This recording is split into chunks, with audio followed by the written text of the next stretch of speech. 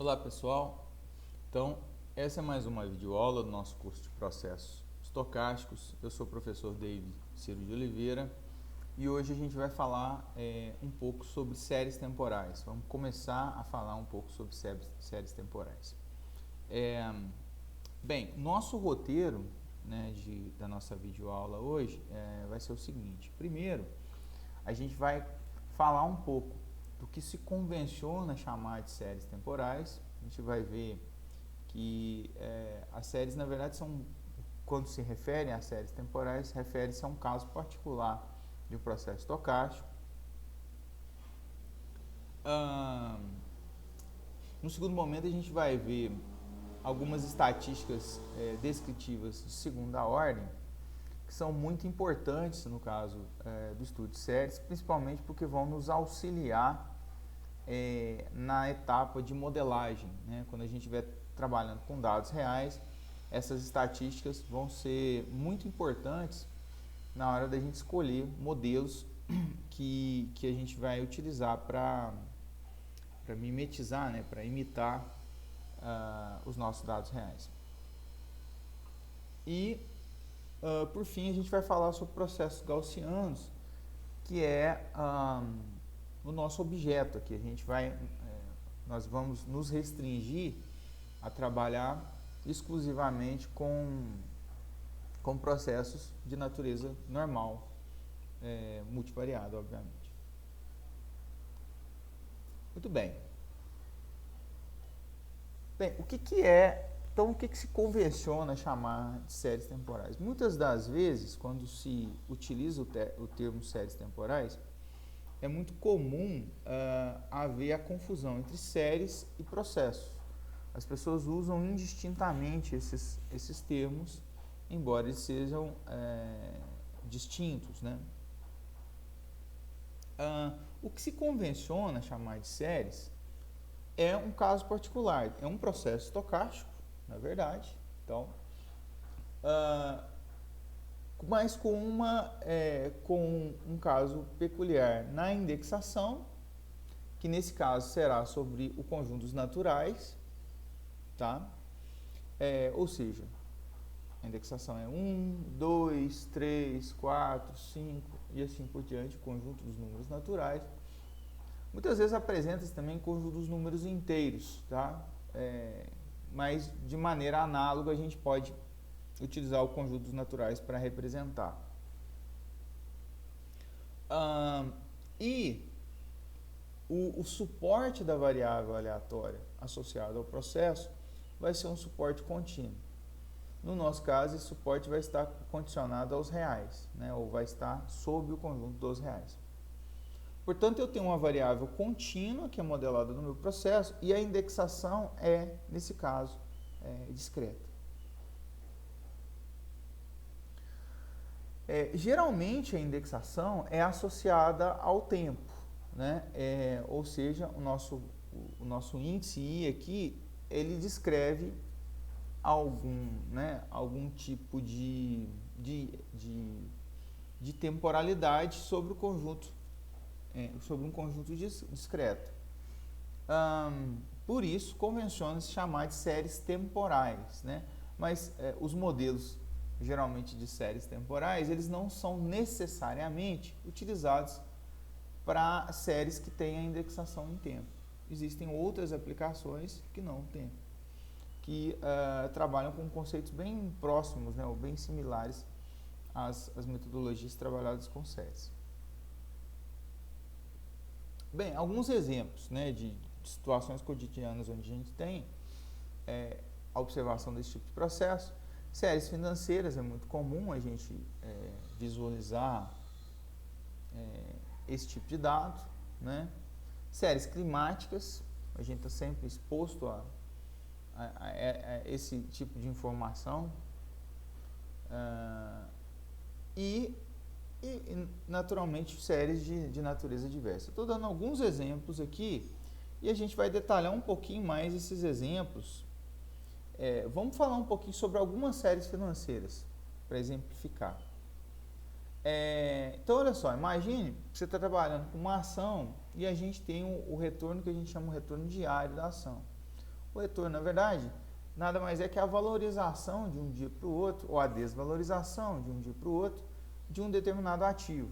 Seja uma ação, seja se eu conseguisse mensurar, aliás, conseguindo mensurar outros ativos, tipo uma commodity, todos eles têm variação diária, a qual eu posso considerar, né, que o valor referente àquele dia, hoje inclusive existem variações que são quase instantâneas, né, no nível dos minutos, mas continuam sendo discretas. A única diferença é que o seu grau de resolução no qual você vai avaliar.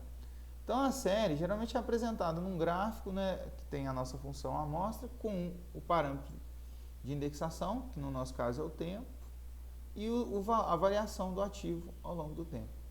Então existem inclusive softwares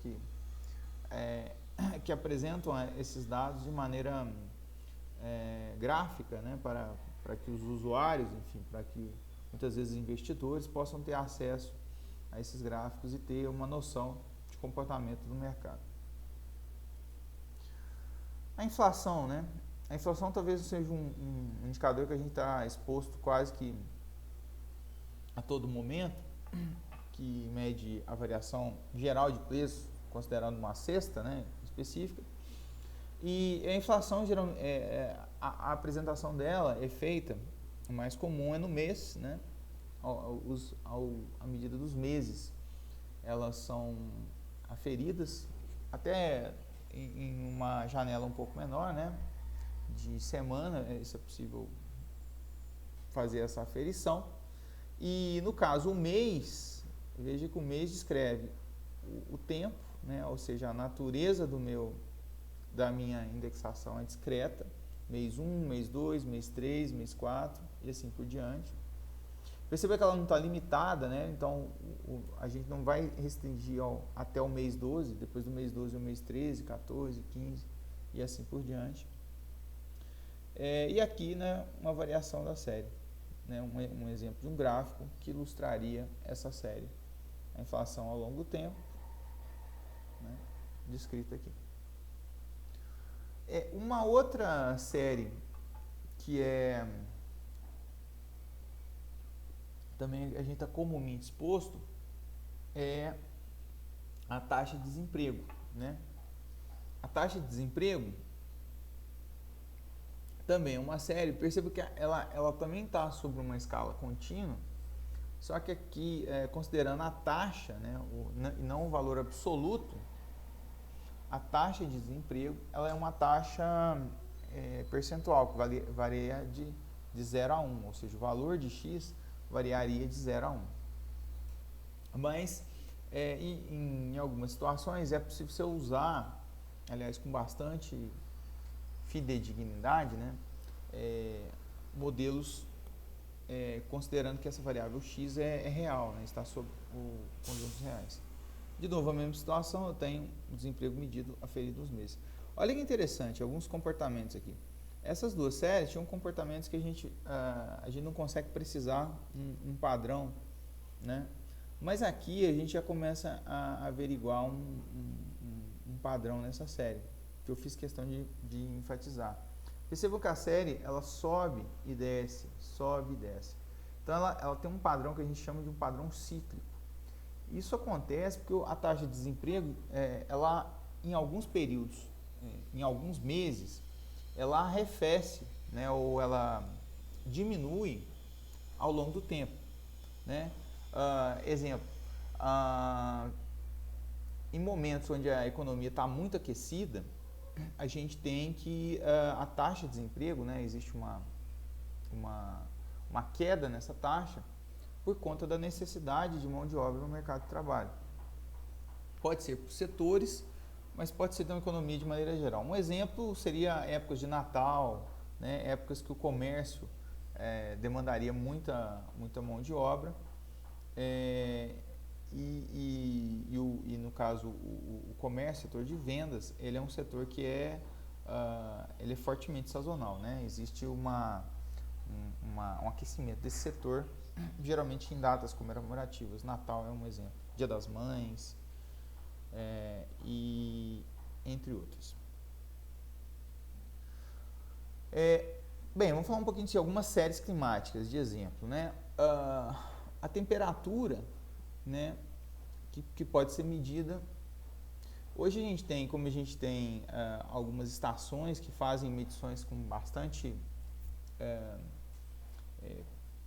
precisão, e mais do que precisão, mas com uma resolução bastante alta, elas conseguem medir ao longo do tempo, no caso de hora em hora, ou poderia ser uma variação de minuto em minuto, mas de novo a escala aqui está uma escala discreta, são valores discretos observados.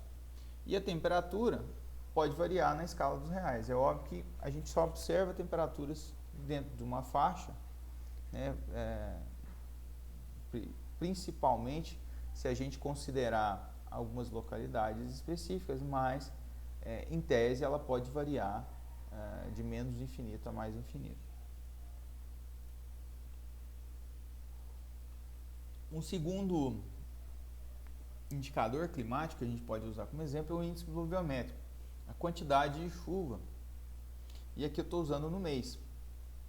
Então aqui a minha escala, no meu caso a minha resolução da indexação é ao longo dos meses, mês 1, mês 2, mês 3. Quando você tem uma série de meses, 100, 200 meses, você vai compor esse gráfico no qual vai visualizar.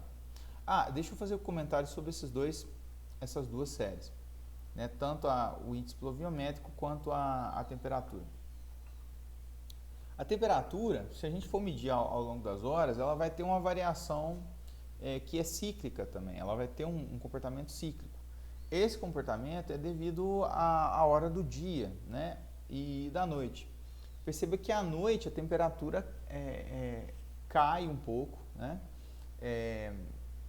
e em comparação ao horário do dia, né? Então por isso que a gente tem esse comportamento cíclico, né? Algumas horas a temperatura baixa, né, à noite, e durante o dia ela aquece. No caso do índice pluviométrico, também existem períodos de chuva de maior intensidade. Como a gente tem ao longo do ano as estações, e algumas estações favorecem o regime de chuvas, exemplo o verão, então você tem variações cíclicas na observação dessas séries.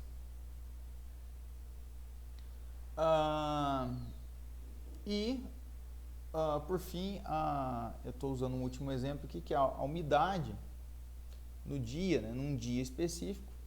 E aqui eu coloquei o comportamento do gráfico, mas a gente pode considerar que a umidade no dia 1, dia 2, dia 3, estou medindo ela ao longo dos dias.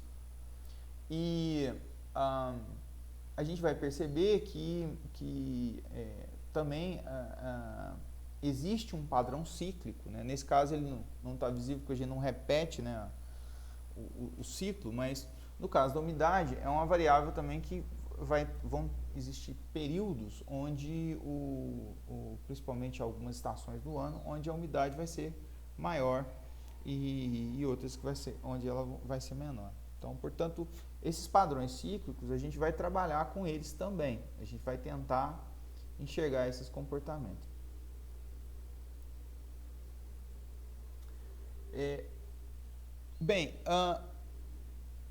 Eu vou citar como exemplo algumas séries diversas, mas existe uma infinidade de séries, né? Lógico que não estou restringindo aqui esses exemplos só a essas áreas, mas então nesse caso eu estou citando aqui um exemplo do número de homicídios no ano, e aí o ano nosso que vai ser considerado como o padrão de indexação. Essa é uma série que é relacionada à segurança e é muito importante para a gente ver o comportamento desse indicador ao longo do tempo e tomar atitudes, né?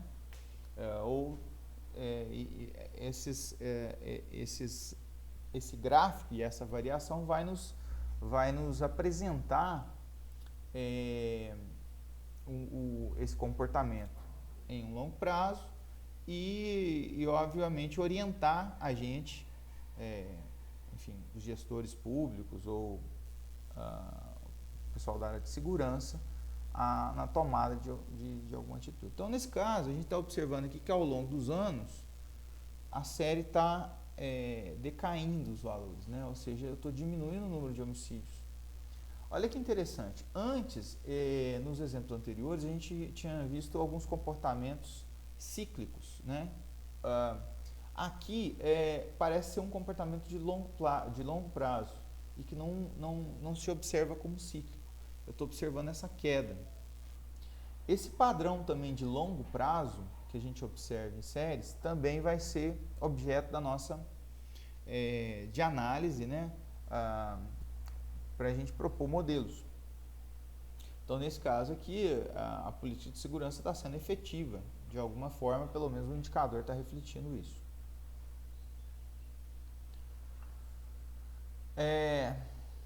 Bem, um segundo exemplo aqui que eu usei, as questões de internações ao longo do tempo, né, num mês específico. Então, de novo, a gente tem aqui um aumento de internações, né, supondo um hospital qualquer, né, e aqui o dado que a gente está utilizando, ou melhor, a indexação é ao longo do mês, né, então cada ponto aqui referente a um mês. A gente está vendo que o número de internações aumenta. De maneira análoga, a gente tem um comportamento de crescimento aqui, né, no longo prazo, que a gente pode observar. Então, essa característica de longo prazo a gente observa nessa série. E aqui eu estou dando um exemplo que é um pouco fora, né, que é o eletroencefalograma. O eletroencefalograma é um exame que é feito no nosso cérebro, né, e que são medidas voltagens, né, no qual a gente consegue mensurar os sinais elétricos que são emitidos no cérebro e apresentar a sua variação ao longo do tempo. Nesse caso, um tempo muito curtinho, né, a escala de milissegundos. Então, nesse caso, é só para ilustrar um exemplo que é bem fora, né, ou bem para além das dos exemplos usuais que a gente viu na área financeira ou na área climática.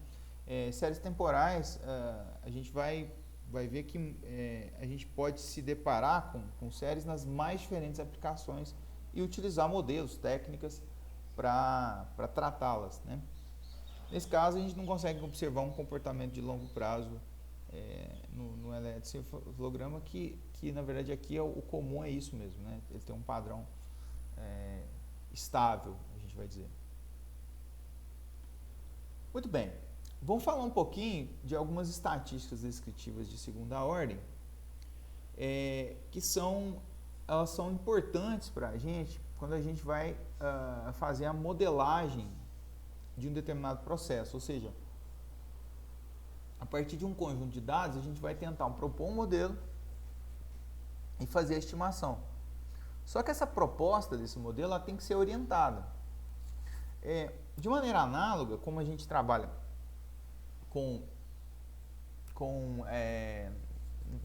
nas ferramentas de estatística mais elementar, a gente trabalha com algumas estatísticas descritivas, né, gráficos e estatísticas, indicadores mesmo, que vão nos auxiliar de qual modelo mais adequado para ser utilizado em um determinado conjunto de dados.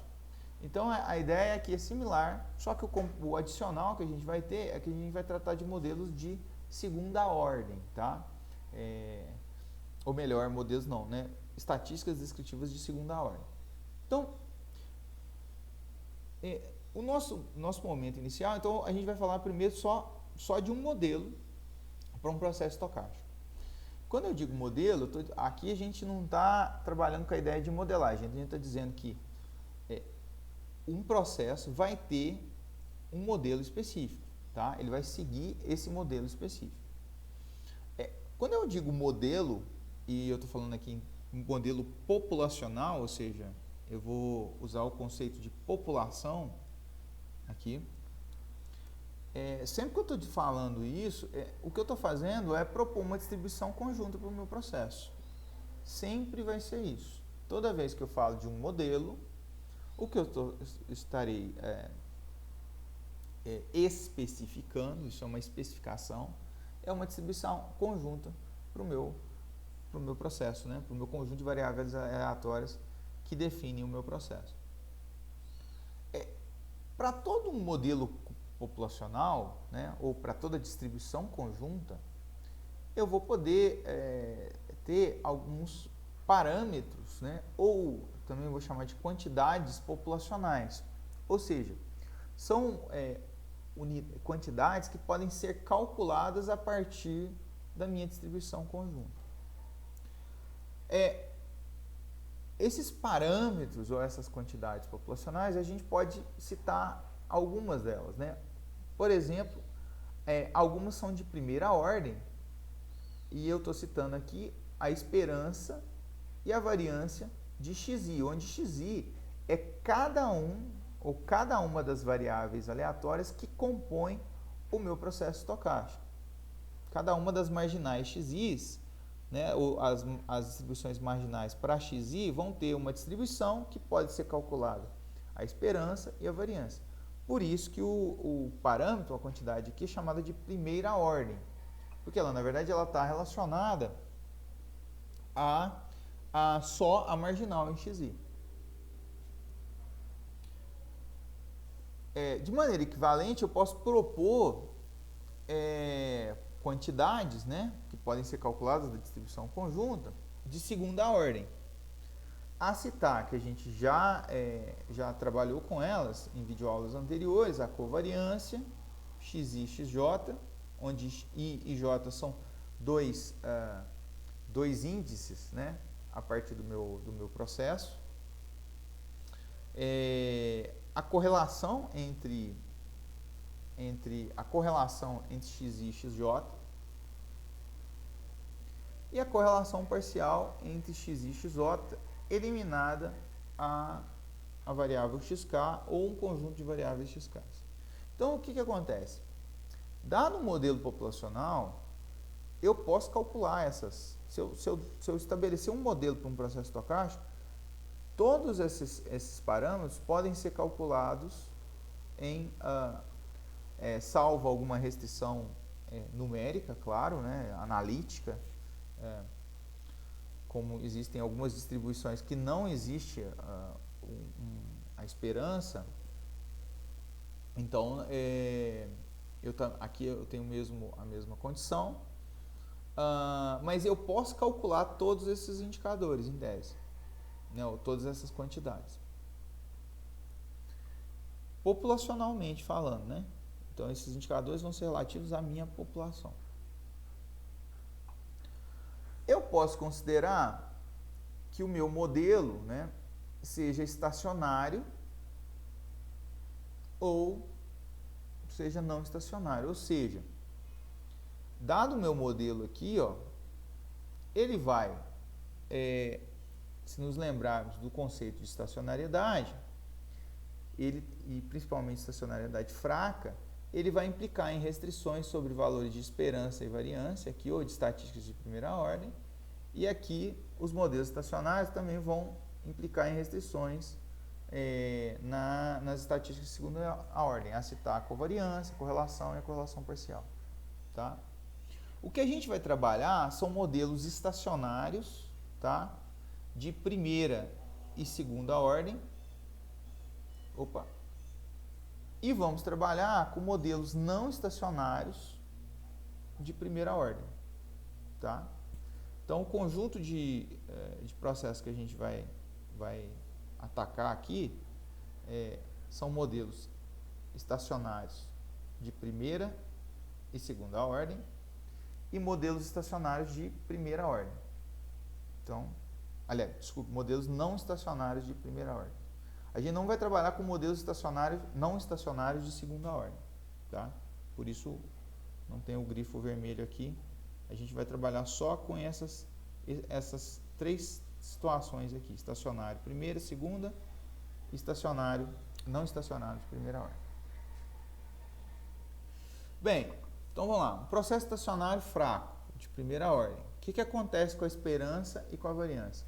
O que eu tenho é que, nesse tipo de processo, o valor da esperança e o valor da variância, ele é constante em relação à indexação. Ou seja, ele não varia de acordo com a indexação. Então, o que eu apresento é uma restrição na esperança, né, e na variância, dado um modelo específico. Tudo isso a gente está trabalhando com a ideia de modelo populacional, né? A partir de uma distribuição ou de um modelo para um processo estocástico, ou de uma distribuição conjunta para um processo, eu vou calcular as esperanças e as variâncias das marginais e vou assumir que todas elas sejam constantes, né? As esperanças e as variâncias. Um processo estacionário de segunda ordem fraco, né? Quando eu digo fraco, obviamente estou me referindo a valores esperados, né? No primeiro caso, de primeira ordem, a gente estava referindo a esperança e variância, e agora a gente vai referir a covariância, correlação e correlação parcial. Então, eu coloquei aqui esquematicamente o espaço de indexação para ilustrar a ideia do processo estacionário fraco, de segunda ordem. Bem, o que eu tenho, então, são essas estatísticas de segunda ordem, né? A covariância de XI e XJ, a correlação XI e XJ e a correlação parcial de XI e XJ dado XK, dado uma terceira variável. A gente vai ver que pode ser um conjunto de variáveis. O que eu tenho, então eu vou fazer uma mudança aqui na nomenclatura. Tá? Como eu estou lidando com um processo estocástico, a gente vai tentar colocar, apresentar a covariância, a correlação e a correlação parcial com referência só ao I. Tá? A gente vai trocar a nomenclatura aqui das indexações. Então, o que eu vou fazer? Dada uma posição I aqui específica, eu vou pegar e vou construir uma janela H. E eu vou dizer que o J, aqui, ó, ele vai ser o I mais o H. Então, estou mudando a nomenclatura. Estou colocando, ao invés de formar XI e XJ, eu vou formar I e vou formar o quanto eu vou saltar de I para chegar em J. Bem, eu vou estabelecer que o meu XK, ou melhor, o meu K, que também vai ser uma indexação, ele vai poder assumir valores que estão entre I mais 1 e I mais H menos 1. Aqui existe um errinho aqui, tá? Porque aqui é maior ou igual, tá? Esse I mais 1 aqui, ele tá dentro do intervalo de valores para K. Aqui está correto, né? Porque é o limitante aqui, mas seria I aqui, né? O correto, né? Para ficar correto, maior ou igual. Então, o K, ele pode assumir valores que vai I mais 1, I mais 2, I mais 3, até esse último aqui, que é o I mais H menos 1. Que são os índices intermediários entre I e I mais H. Tá? Nesse caso, o K é o conjunto desses valores, ele vai estar referido sempre ao conjunto desses valores. Muito bem, então eu vou ter aqui, ó, o seguinte, eu vou ter o XI, tá? No meu processo, que vai ser referente à variável aleatória x, né, no momento, né, ou se considerarmos tempo, no tempo i, a variável xi mais h, que vai ser a observação da variável no momento i mais h, e todas as variáveis entre i mais 1 ou i mais 1 e i mais h menos 1, também podendo ser citado como j mais 1, eu vou colocar que esse conjunto de variáveis vai ser xk. Tá? Então, o conjunto de variáveis xk. Por isso que eu tenho um conjunto aqui, ó, porque não é uma só, né? É o xi mais 1, xi mais 2, xi mais 3, até o xi mais h menos 1. Todas elas referenciadas. Muito bem, então eu vou definir aqui, ó, eu vou redefinir, melhor dizendo, a nossa covariância, tá? Ao invés de denotar em função de i e j, eu vou denotar em função de i e h. Então, a covariância vai ser o xi, né, ou a covariância entre xi e xi mais h. A mesma coisa na correlação e a mesma coisa na correlação parcial. Aqui eu tinha colocado inicialmente o xk como sendo uma única variável, que foi como a gente trabalhou, principalmente quando a gente viu um pouquinho de correlação parcial ao longo do curso. Mas eu posso trabalhar com várias variáveis aqui, né? E é o que eu fiz. Aqui a gente vai mudar a nomenclatura, vai dizer que a correlação parcial de xi entre xi e xi mais h, ou seja, este e este, é dado, né, considerado ou removido também o efeito das variáveis intermediárias, ou seja, as variáveis que estão aqui nesse conjunto das variáveis xk. Tá? Com isso, então, eu criei, eu mudei a nomenclatura aqui, simplesmente, das indexações. Se o processo é estacionário fraco, o que vai acontecer? Todas essas medidas de segunda ordem, essas quantidades de segunda ordem, elas só vão depender de H. Elas vão ser constantes em I. Então, ela só depende da distância do I, do H, na qual você faz o salto. Então, se você mover o I, né, ou se você variar os valores de I aqui, essas três quantidades permanecerão constantes sob um modelo estacionário fraco, de segunda ordem. Muito bem. Então, o que vai acontecer? Eu vou chamar a correlação, né, entre xi e xi mais h, como elas estão referindo a um único processo, eu vou chamar ela de autocorrelação, porque é do próprio processo, né, da variável, ela própria, né, só que medida em índices diferentes. Então, essa função a gente vai chamar de autocorrelação, ou função de autocorrelação, tá? Ou autocorrelation function, também, que óbvio, vai aparecer em inglês, e muitas vezes algumas funções, né, utilizando pacotes, vão utilizar essa nomenclatura.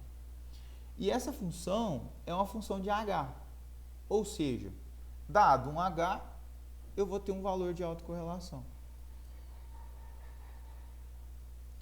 Então, o que vai acontecer é o seguinte, é que, dado um processo estocástico que siga um modelo, né, que siga um modelo, ou que oriente sobre esse processo, eu vou ter uma chamada função de autocorrelação, que, como eu disse, é uma função de H. Ou seja, o domínio dela vai ser H, que representa aqueles saltos, né? Que pode ser um salto de 1, pode ser de 0, pode ser 1, pode ser 2, 3, 4 e assim por diante. E aqui eu vou ter a FAC, né, que a gente chama de FAC-H, ou a função de autocorrelação para o salto H, ou lag-H. Como é um valor de correlação, ele varia entre menos 1 e 1. Tá? E aqui eu estou deixando bem claro que ela é uma FAC populacional. Tá? Ou seja, é referente a esse modelo. A mesma coisa com a correlação parcial. Então, na correlação parcial, eu tenho o mesmo processo, né? A gente vai utilizar a nomenclatura de autocorrelação parcial, porque está referente à mesma variável em momentos diferentes do tempo, se considerarmos indexação tempo, ou em pontos diferentes de indexação. Também chamar de função de autocorrelação parcial, ou PACF, né, que é a Partial Autocorrelation Function, que também a gente vai ver muitas vezes em pacotes computacionais. Da mesma forma, ela é uma função de H, ou seja, ela só depende de H para modelos estacionários, tá? E a mesma dinâmica eu tenho. Então, eu tenho um processo que segue um modelo, tá? Que vai gerar uma... Aqui está incorreto, tá? É uma FAQ-P, tá? É uma FAQ-P, né? FA, função de autocorrelação parcial, que também terá como o domínio, né? O eixo X representado a partir de 1. Nesse caso, ela não tem a partir de 0, tá? O valor de 0 não é definido.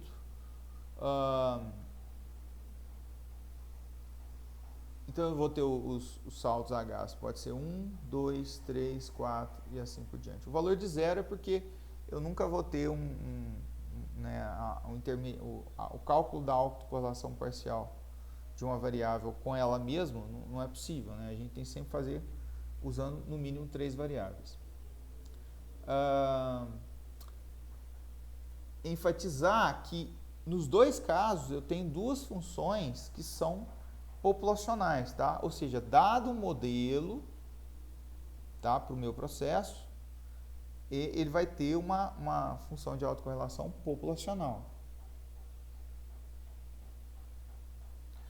Bem, então dado isso, dado esse cenário que eu tenho uma FAQ e uma FAQ-P populacional, modelo para o processo e uma FAQ correspondente, o que eu vou fazer é tentar, ou melhor, existem, né, algumas funções que estimam essa função de autocorrelação populacional.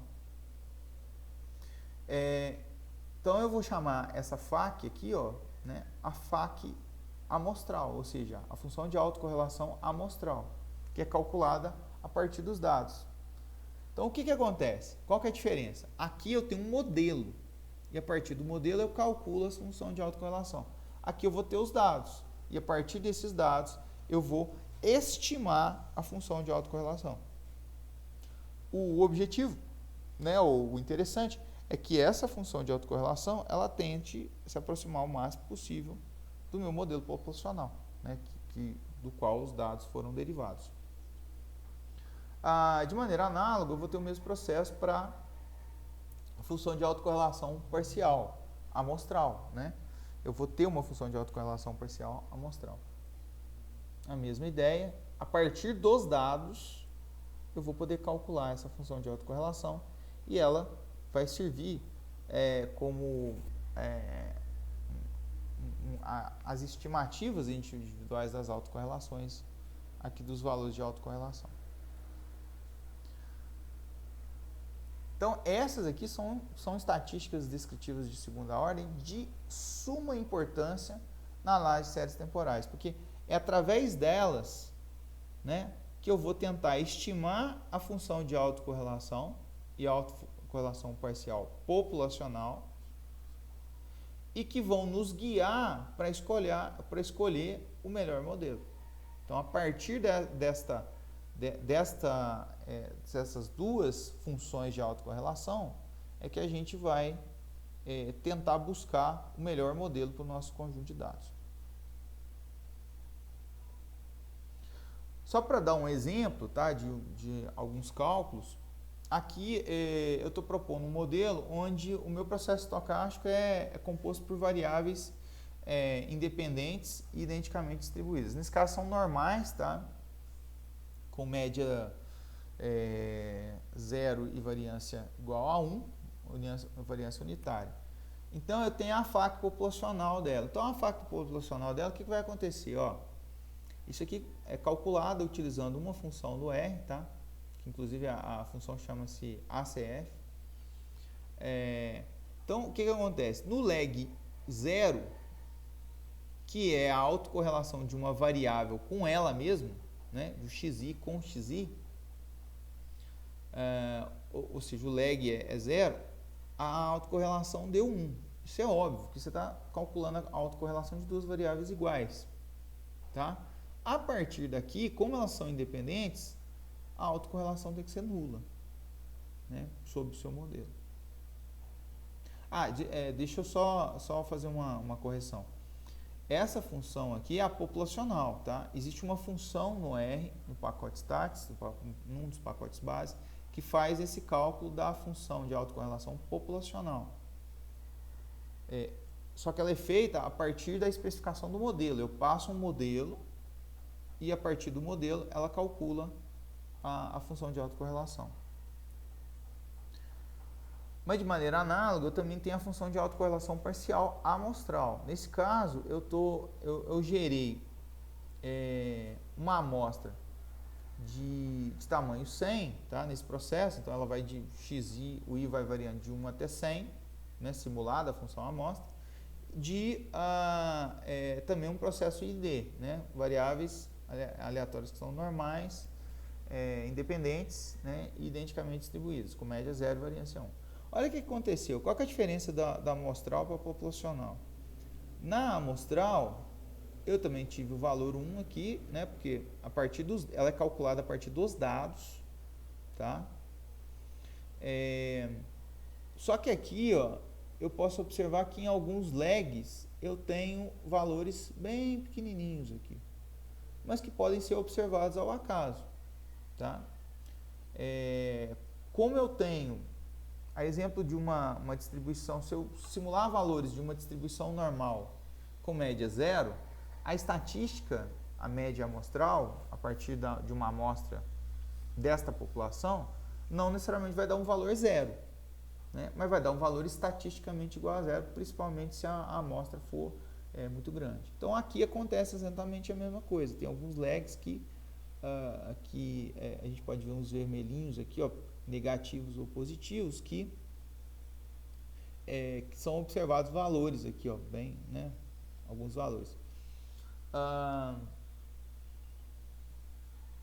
Mas, como eu disse, essa é uma função amostral, ela é calculada a partir dos dados. Então a ideia sempre é que ela sirva de base, né, de estimação para, na verdade é uma estimativa, se a gente colocar cada um das autocorrelações individuais para cada nível de H, ela é uma estimativa desta função de autocorrelação populacional. Você vê como a amostra é grande, né? O tamanho da minha função amostra observada é grande, as duas estão bem próximas. Bem, vou citar um outro exemplo. Aqui eu vou usar um modelo, a gente ainda não viu esse modelo, mas é um modelo, tá, que vai dizer sobre uma distribuição conjunta desse processo, que é um modelo chamado AR2. A gente vai ver um pouco mais à frente.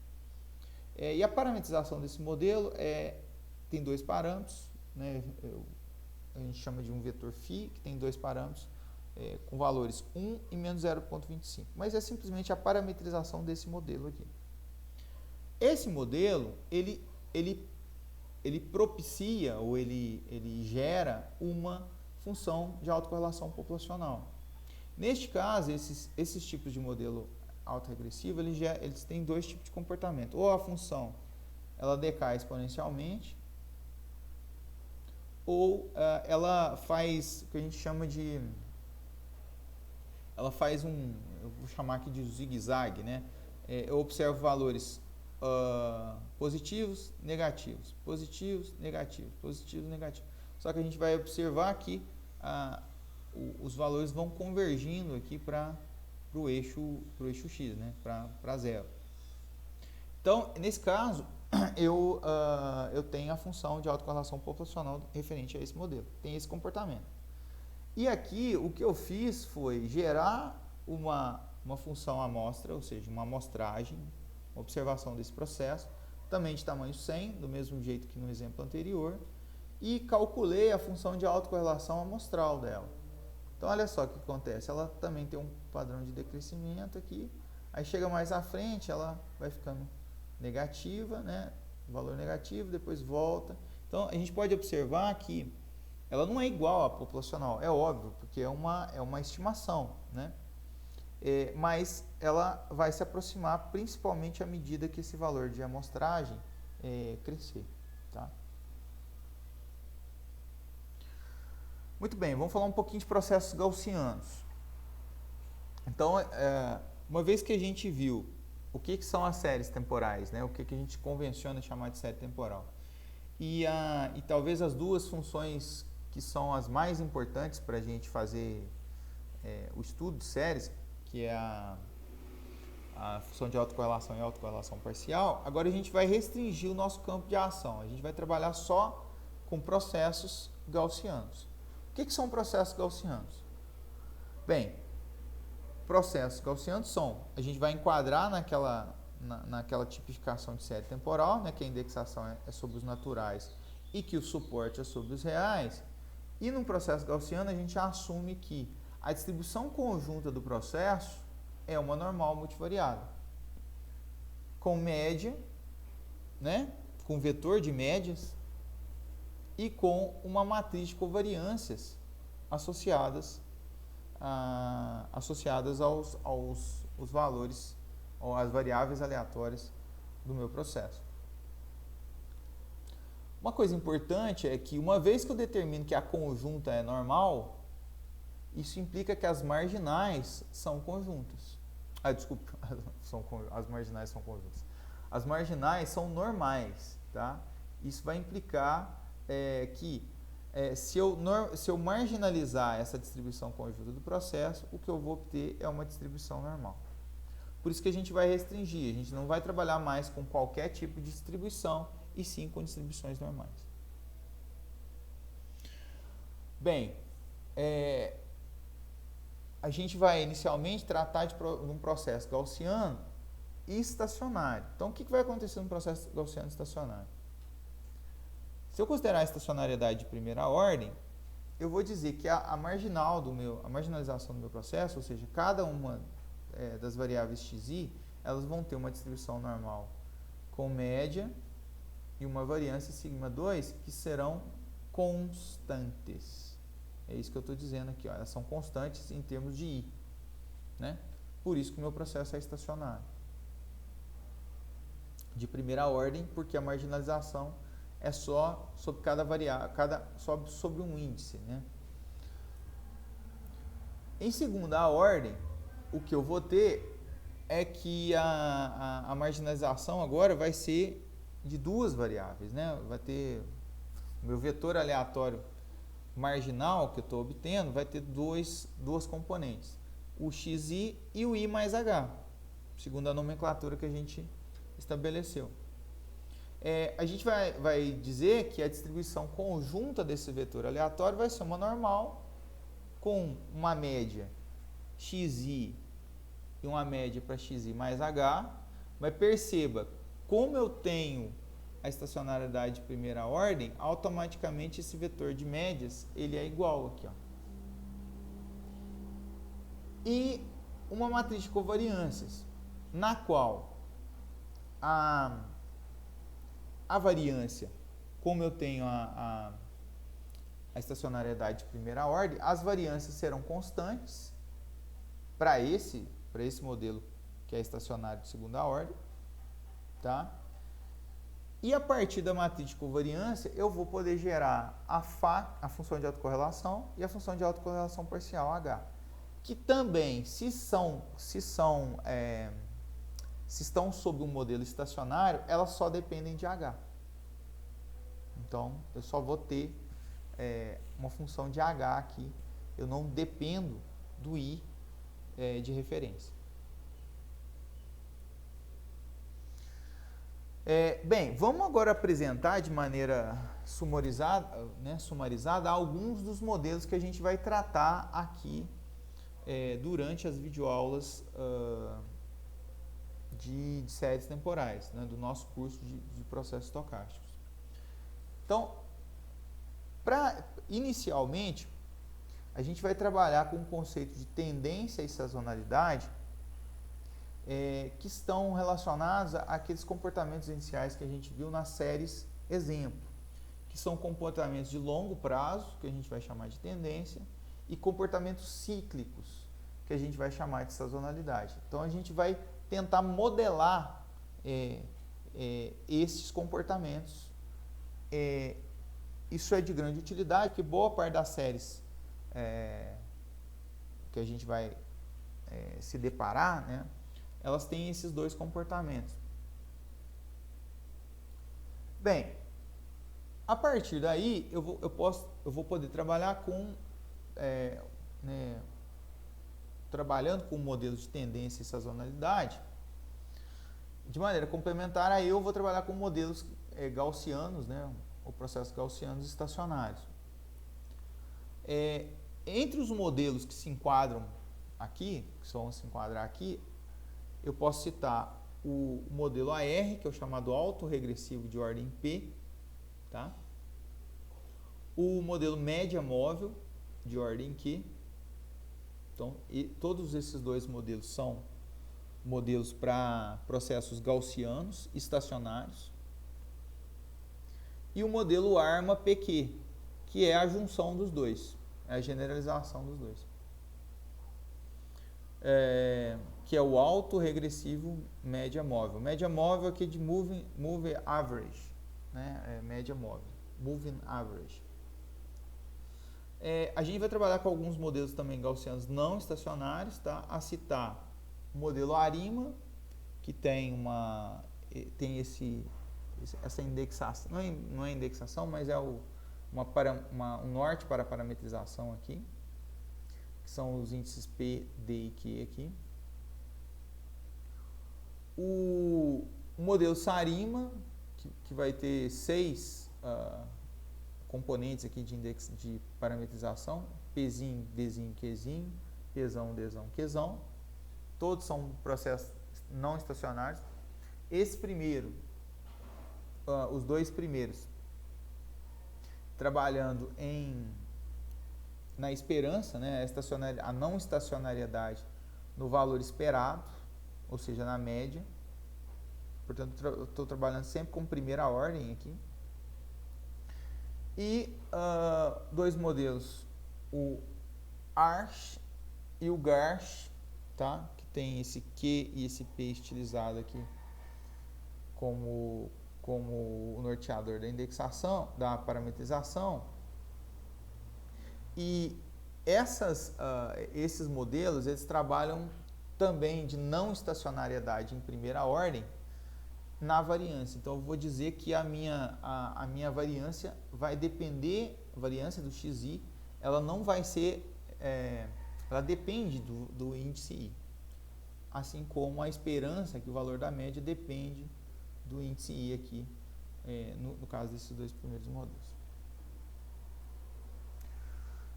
Para todos eles, né, a gente vai usar a chamada metodologia Box-Jenkins, que é composta por algumas etapas. Uma primeira, que é de especificação, que a gente vai pegar um conjunto de dados e a gente vai tentar achar um modelo, né, para esse conjunto de dados. A partir da estimação, uma vez que eu identifique, né, ou que eu especifique o modelo, eu vou ter que estimar esse modelo associado ao conjunto de dados. E no terceiro momento é o diagnóstico, que a gente fala que a gente vai avaliar se o modelo estimado que foi obtido é um modelo adequado ao meu conjunto de dados.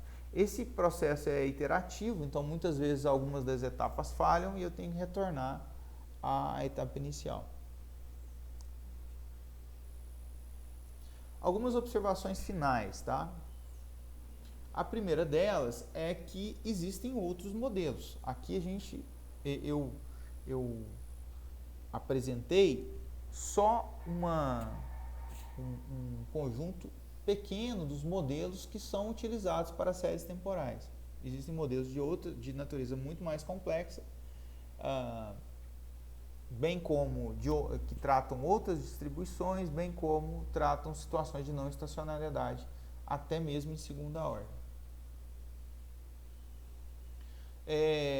A gente vai usar muitos pacotes computacionais, tá, para desenvolver nossas atividades. Então, a parte de estimação, bem como a parte de diagnóstico, a gente vai trabalhar com conceitual aqui, mas a gente vai usar os pacotes computacionais muito associados ao R, tá?